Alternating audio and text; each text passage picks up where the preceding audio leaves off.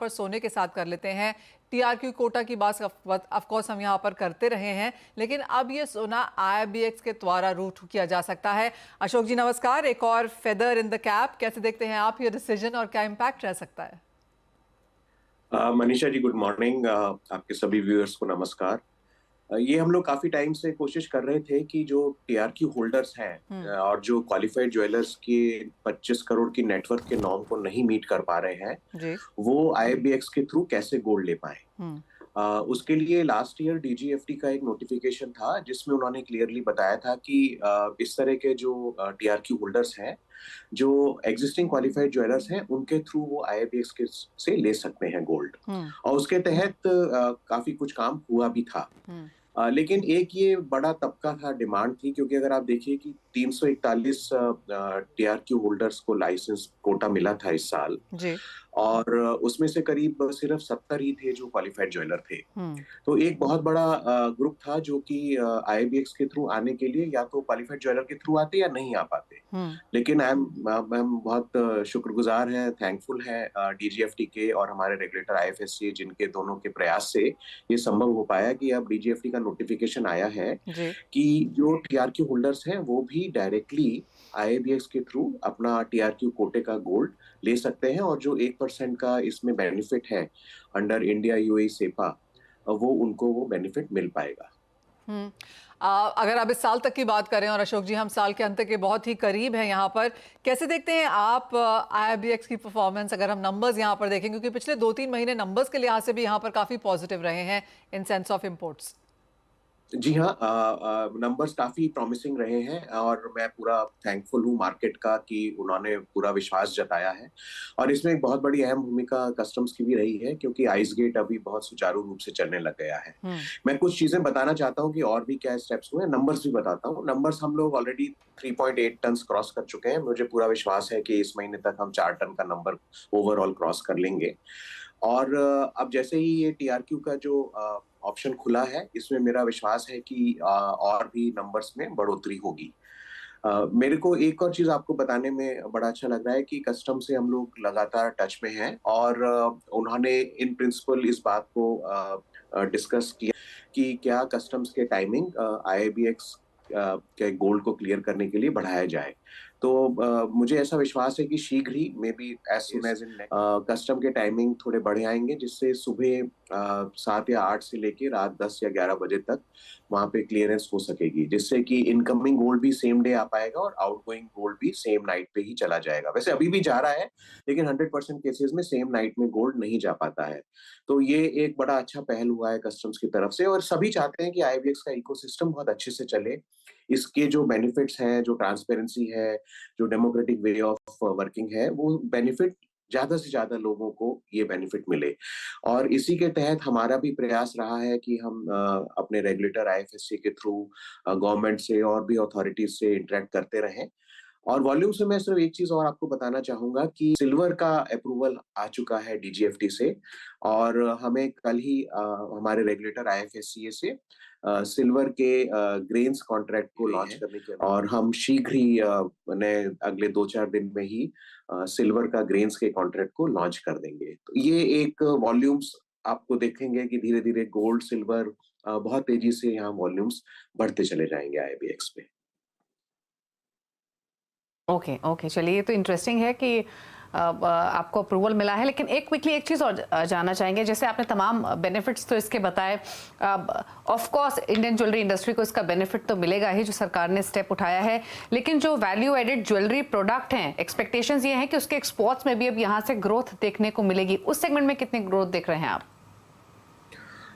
मेरा मानना है, देखिए, अगर हम सिर्फ सेपा की ही बात करें, जो यूएई के साथ एग्रीमेंट है, वहां पे जो पहले 5% का ड्यूटी था, अभी 0% की ड्यूटी पे भारत से गोल्ड की ज्वेलरी का एक्सपोर्ट हो रहा है।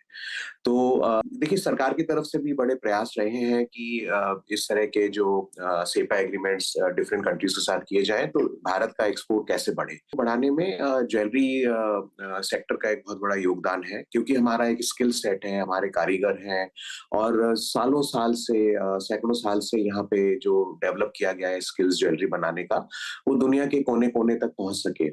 और अभी मैं आया हुआ था यहाँ जो डीपीएमसी का दुबई में कॉन्फ्रेंस था उसको अटेंड करने के लिए, और यहाँ पे भी दुबई के काफी व्यापारियों से बात किया तो वो भी कह रहे हैं कि भारत से जो ज्वेलरी का इंपोर्ट है वो काफी बढ़ गया है, और वो कोशिश कर रहे हैं कि उसको भी वो दुनिया के और जगह तक भी उसको फैला सके। और आईबीएक्स का एक बड़ा पहल ये रही भी है कि किस तरह से हम एक लो कॉस्ट पे एक इन्वेंट्री मैनेजमेंट को बहुत अच्छे से मैनेज करते हुए सबको गोल्ड प्रोवाइड कर पाए। अगर आप देखिए यहाँ पे हमारा ये प्रयास रहा है कि जैसे ही अगर आपको जरूरत है, गोल्ड हमारे पास स्टॉक में रहता ही है, यूजुअली हमेशा ही रहता है, तो जिसको भी जितनी जरूरत है 1-1 किलो तक के भी ट्रेड हमारे पास हो रहे हैं, यानी कि हम छोटे से छोटे व्यापारी को भी अगर उसको 1 किलो की भी जरूरत है तो वो गोल्ड हमारे यहाँ से खरीद सकता है। और उसका जी जी एब्सोल्युटली नहीं, आप जैसे हमें कह रहे थे कि 2023 में यहाँ पर काफ़ी कुछ हुआ है, लेकिन एक और सवाल इससे पहले कि हम आपको जाने दें, अब आगे क्या प्लान्स हैं, क्या कुछ पाइपलाइन में है 2024 के लिए, अब क्या एक्सपेक्टेशंस हैं? 24 से पहले अभी मनीषा जी दिसंबर का महीना बचा है जी, तो मेरा पूरा विश्वास है कि आपने फ्यूचर की बात की तो गोल्ड फ्यूचर्स हम दिसंबर तक लॉन्च कर ही देंगे। अरे वाह, ओके। जी हाँ, ऑलरेडी हमारा मॉक ट्रेडिंग चल रहा है। पिछले 1.5 महीने से मॉक ट्रेडिंग चल रहा है और कुछ जो भी फाइन ट्यूनिंग बची है वो हो रही है। तो जैसे सिल्वर भी ये महीना खत्म होते होते सिल्वर शुरू हो जाएगा ग्रेन्स का, उस कुछ समय बाद हम सिल्वर का बार्स का भी शुरू कर देंगे। उसमें मैं एक चीज और बताना चाहूंगा कि सिल्वर का ग्रेन्स भी जो है वो 30 मिनट पे ही उसकी बीडीआर सेटल होगी, दुनिया में ऐसा कहीं नहीं होता है। और सिल्वर की बार्स भी हम 30 मिनट में ही सेटल करेंगे। और गोल्ड फ्यूचर्स दिसंबर में मेरा पूरा विश्वास है कि हम रेगुलेटर के साथ इस पे काम करके दिसंबर तक हम शुरू कर ही देंगे। और जब ऐसा होगा तो हम आपके पास पुनः आएंगे और उसकी पूरी डिटेल्स आपके माध्यम से मार्केट को। लेकिन जैसे आपने कहा कि अभी मॉक ट्रेडिंग हो रही है, और जी हाँ, मुझे याद है जब लास्ट टाइम हमारी बात हुई थी तो ये बात हुई भी थी कि फ्यूचर्स में यहाँ पर ट्रेडिंग बहुत जल्द शुरू हो जाएगी। अगर कुछ कॉन्ट्रैक्ट स्पेसिफिकेशंस, किस तरह का कारोबार है, एज ऑफ नाउ कितना इंटरेस्ट है, वो भी शेयर कर सकें। तो मेरे को एक चीज बताना है कि ये एक बड़ा अहम फैसला लिया गया था रिजर्व बैंक ऑफ इंडिया के द्वारा। ऑफ कोर्स हमारे रेगुलेटर्स और रिजर्व बैंक ऑफ इंडिया की इस बारे में काफी बातचीत होती रही, जिसमें उन्होंने कहा था कि भारत में जो भी रेजिडेंट इंडियंस है अदर देन इंडिविजुअल्स, ये लैंग्वेज उसमें लिखा है, तो रेजिडेंट एंटिटीज जितनी भी हैं और अगर उनके पास गोल्ड प्राइस रिस्क है तो अब उनको डॉलर में प्राइस रिस्क को हेज करने के लिए आईएफएससी के जो एक्सचेंजेस हैं वहां पे अनुमति दी गई कि वो गोल्ड की प्राइस को हेज कर सकते हैं।